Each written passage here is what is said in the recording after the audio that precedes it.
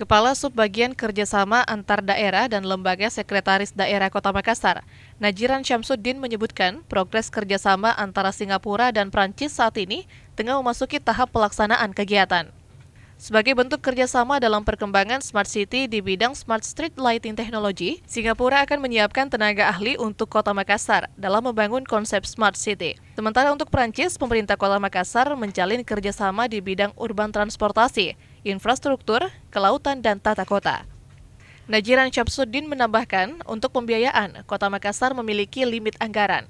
Untuk itu, pihaknya beserta Prancis mengajukan proposal ke Komisi Uni Eropa untuk membantu pembiayaan. Di Singapura itu untuk tenaga ahlinya. Sedangkan dari Prancis, kita akan kerjasama, mereka akan membentuk sebuah konsorsium pendanaan untuk kegiatan ini. Jadi kemarin itu dari Uni Eropa sudah menyetujui sebuah skema kerjasama di mana dari Uni Eropa itu akan membantu pemerintah Kota Makassar dalam pembiayaan kegiatan proyek yang berskala internasional.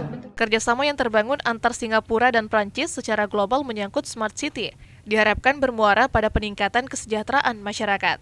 Musdalifah Lestari Rauf, Fajar TV dan Fajar Radio melaporkan.